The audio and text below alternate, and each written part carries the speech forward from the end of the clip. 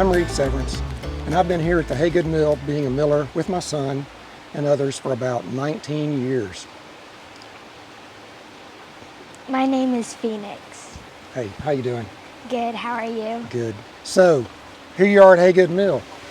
There's the water wheel and the sluice, and that's what drives everything in the building in order to make corn and wheat and rye and other grains into flour that we can eat. And so the water is up high, and as that water falls, it'll turn the wheel, and that ring gear that you see almost on the edge drives a pinion, and that increases the speed. This runs really slow, runs a little faster than that. It runs slow, and the pinion speeds it up. And when we go inside, you can see how that works. Up underneath this mezzanine floor, we'll call it, which is a floor in between, there's a shaft, and it's got that pinion on the end of it. And it runs up under here, and there's two large wheels with a belt on them. One of them runs this way to transmit power to this line shaft, and the other one runs the other way to transmit power to that line shaft. This is a clutch. A clutch is a thing that you use to put friction on a plate and they turn together. So when the clutch is off, this won't turn. And when the clutch is on, then everything will turn. And so that's what has to be operated to make this shaft spin, and then the bevel gears drive that shaft, and that shaft drives this upper stone. The bottom stone is right about here, and it's called the bed stone. I think that's because it stays still like it's asleep in bed. And then this one is called the runner, and it's up on top, and it spins around. The shaft goes all the way through the bed stone, and then there's a piece up on top called the rind that's inside this stone, and it balances. And so that entire stone that's spinning, maybe up to 1,800 pounds on our stone, is on one little point, and it is about the size of my finger, and it's spinning on that. So the stone has to be balanced, and we have to be careful that we don't let the stones touch, because when they do, they burn, and that'll burn the grain. So all of this stuff around this set of stones up here is called the furniture. And so whenever a miller talks about furniture, he's not really talking about that chair over there, he's talking about this right here. And so whenever you're milling, you'll use this to adjust your little feed shoe. You have your grain in the hopper, and the grain flows into the feed shoe, but you got to have some motion for that stuff to keep flowing. And so some stones would be really rough on the top, and they'd put a little stick down there, and as that rough stone hit that stick, it would jiggle it. And then that would jiggle the feed shoe, and that would make the grain flow. Our stone is nice and smooth on top, so we can't do that. So we've got a little device in there called the damsel. And the damsel sits on top of the rind on the runner, and then it goes up and it has little lobes on it. And we pull the feed shoe close to the damsel, and as those lobes go around, it makes it move like that. And that shakes the grain down into the center, the eye of the stone. And both stones have furrows and lands on them. And the furrows are the deep part, and the land is the flat part.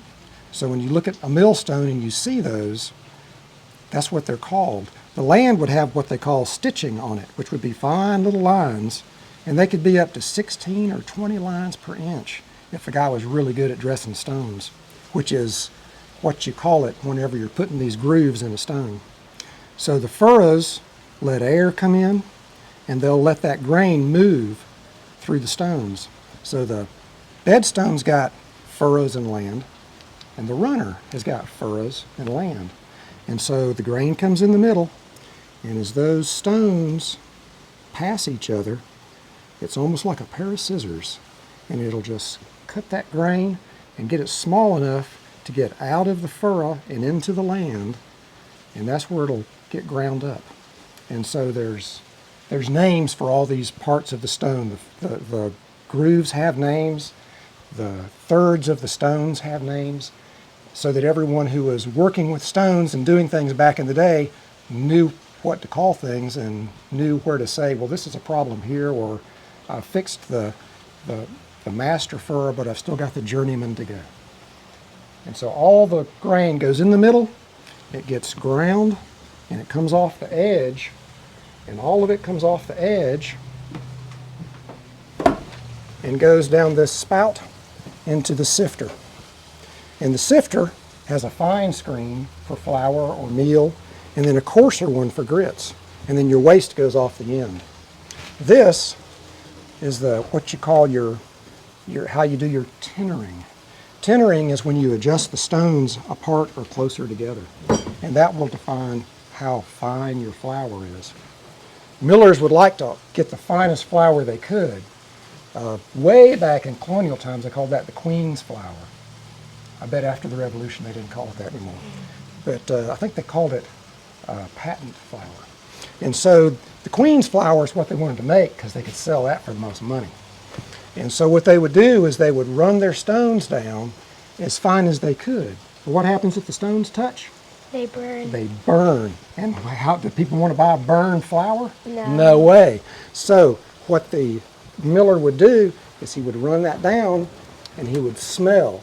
And he'd put his nose to the grindstone in order to make sure he was as fine as he could go without burning the flour. So he could make the most Queen's flour, the patent flour that he could to get the most money for it.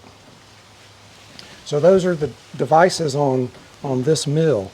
The sifter on this one is run with a little leather belt that runs over to a shaft with an eccentric on it.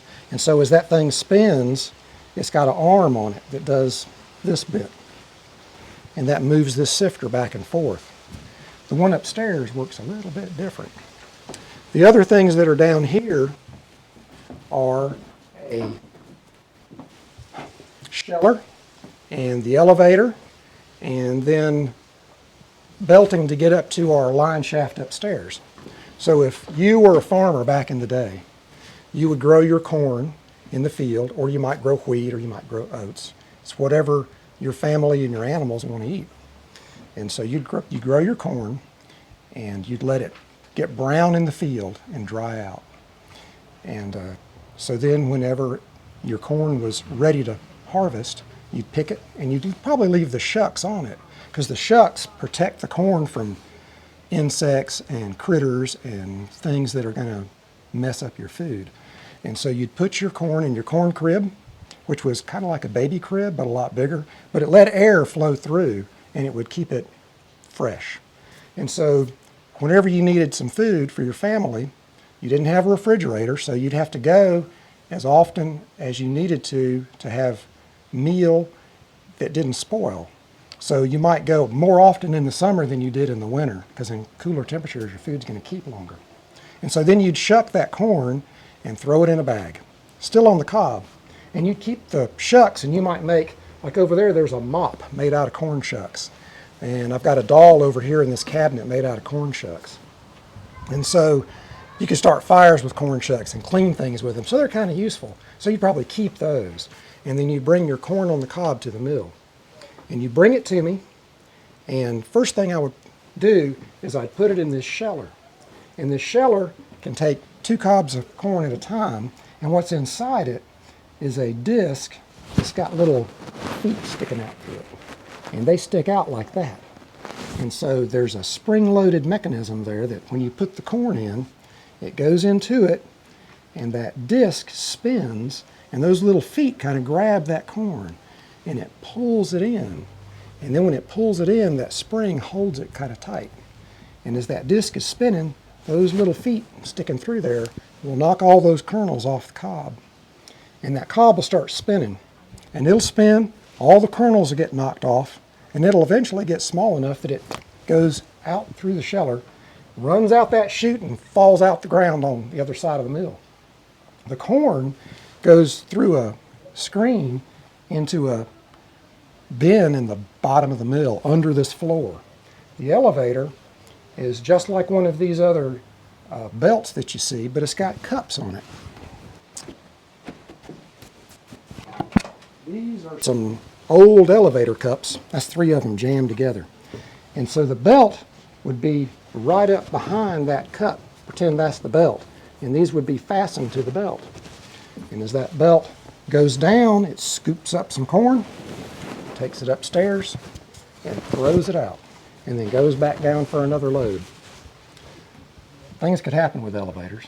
They could get full of corn at the bottom and all jammed up, and then you'd have to go up under the bottom of the mill and pull everything out. And if that was somebody else's corn, then you'd have to make up for it, which wasn't good.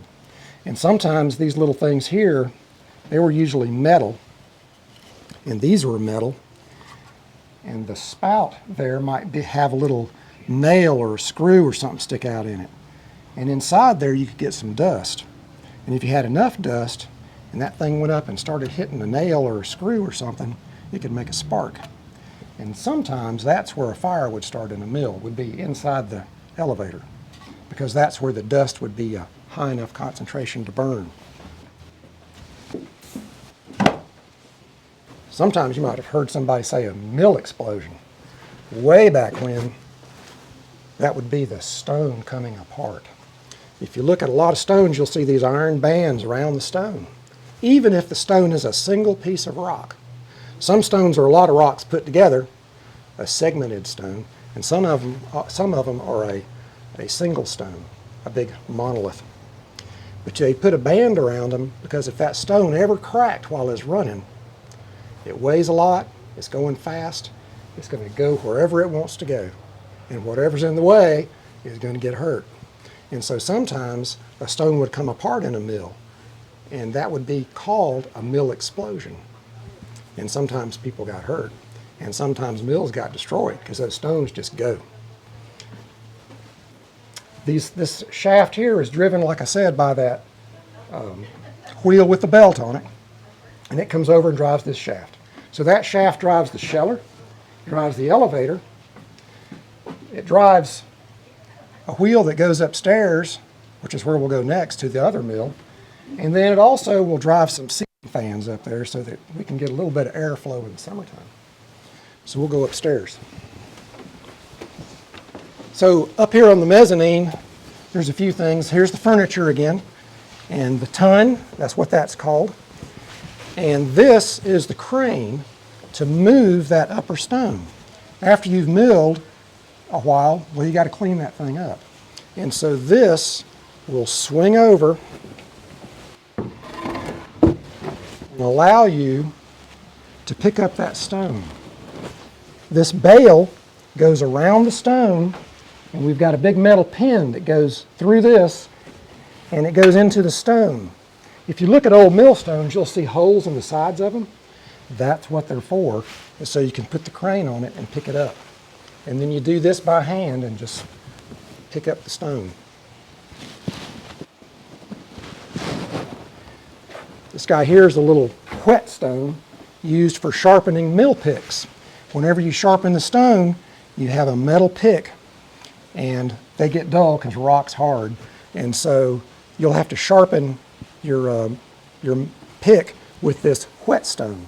And so you would get on it, you'd actually have this up top with some straw in it and some water to keep this wet. And then you'd sharpen your mill pick so that you can sharpen your stones. These are not really gears and wheels, but they're patterns for gears and wheels. Patterns are hard to come by. And so while these aren't really for this mill, they're great to have and show. And if another mill needs them sometime, maybe ours will work for them. But these are made out of wood by a pattern maker, and they would put that down in sand, foundry sand, and they'd pack that sand around it really tight, pull that pattern out, and then pour iron in there. And that would make iron gears and pulleys for someone's mill. Up here,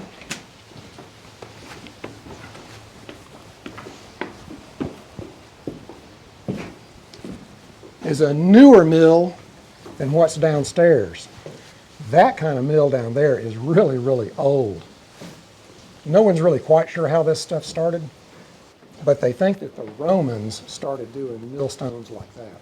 Theirs initially were smooth, and they had kind of a concave and convex stone to them, so that whenever you put your grain in the middle, it naturally kind of flowed out through the stone. And they didn't do a lot of stone dressing, but they still worked. And so the Romans are usually given credit for starting water-powered mills. That's a long time ago. This kind of mill has the stones in it are vertical. Those are horizontal. You got the bedstone on the bottom and the runner on the top. In this one, you got the bedstone on this side and the runner on this side. And so they're vertical like that. This one's embedded in cement inside this wood case, and the runner is attached to that shaft. So however fast that goes is how fast the runner is going. And this one has a lot of the same things that the mill downstairs has. You've got a hopper for your grain. You've got a way to adjust how much goes in. You've got what's called a feed shoe or a weevil spout. And you would put your grain in the hopper.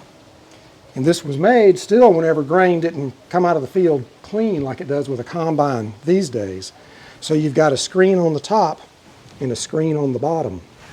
The grain flows out, and anything that's larger than this screen on top, it goes off. It doesn't go in the mill. The corn will go through the screen. Then there's a screen on the bottom.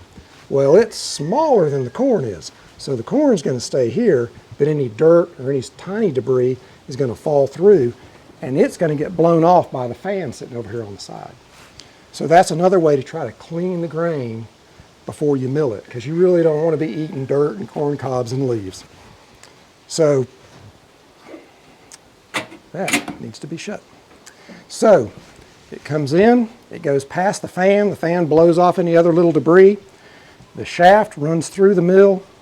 This shaft on this side where the bedstone is, that runs through the bedstone, but it's got a spiral on it like a screw thread. If you ever take a screw thread and you just sit there and you spin it in your hands, you'll notice that the threads look like they're moving this way.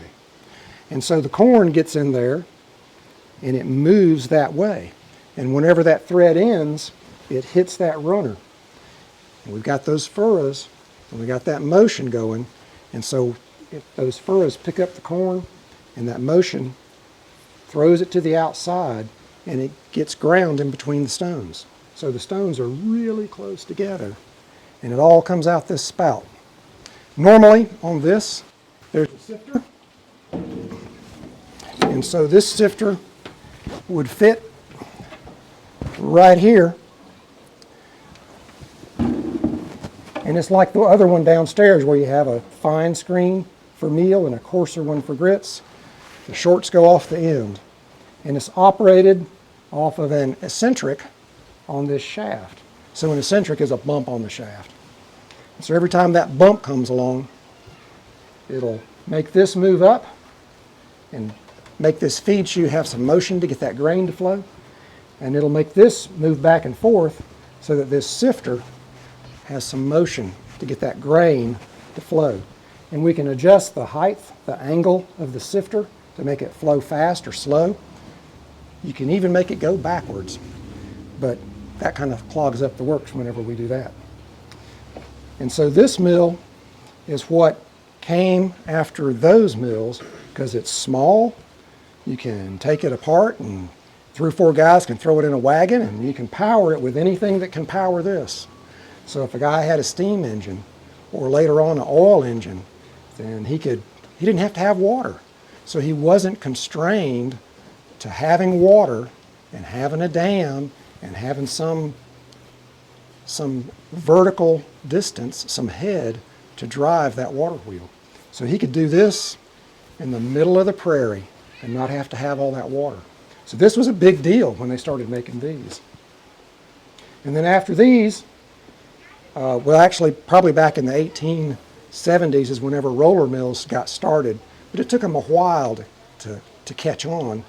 And roller mills are what made stone mills a thing of the past. Roller mills are made out of steel, And there's usually two rollers that are kind of cone shaped. And so they're round and cone shaped, and they've got little grooves in them. And because they're made out of metal, you can get really, really precise with how close they are together and how big the grooves are.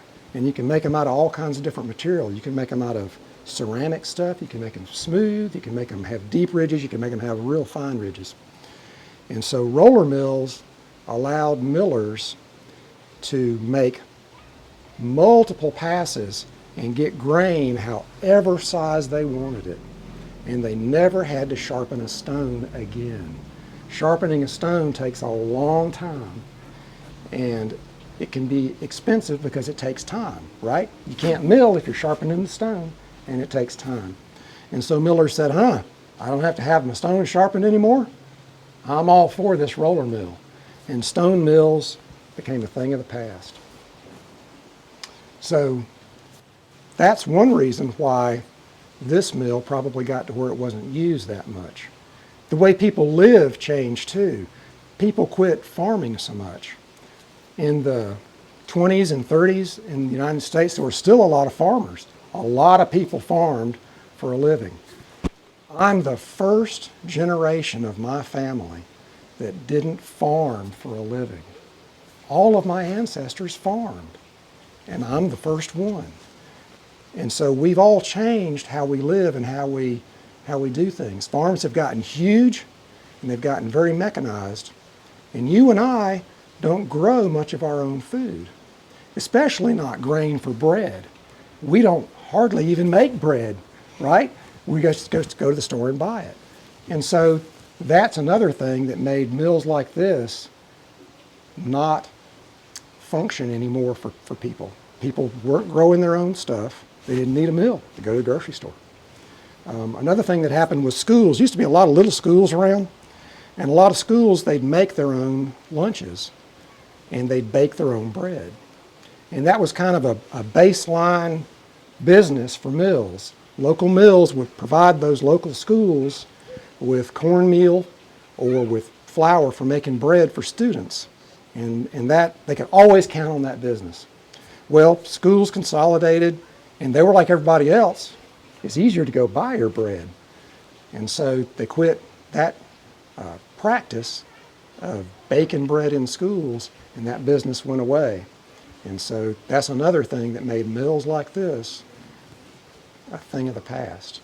Fortunately, some survived, and people cared about it.